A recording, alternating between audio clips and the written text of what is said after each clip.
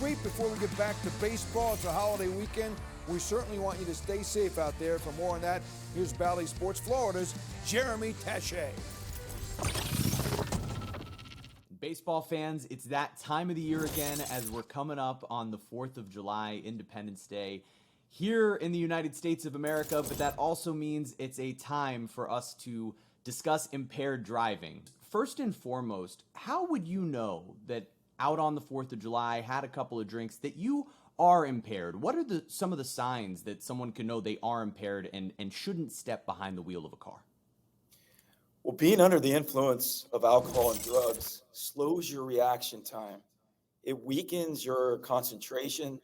It affects your judgment. Driving while impaired has been linked to reckless driving and car crashes.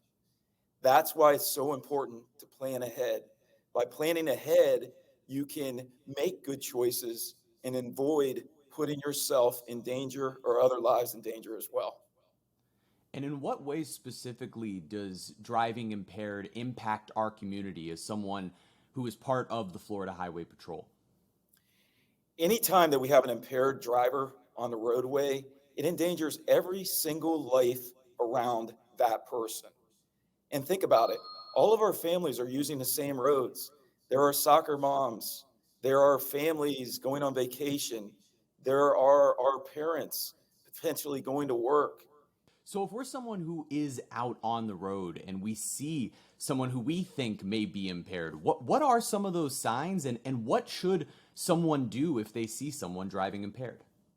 So should you see someone driving reckless or impaired, certainly call 911, call Star FHP. That comes right to our communication center, and we can get that information out immediately to our troopers on the road.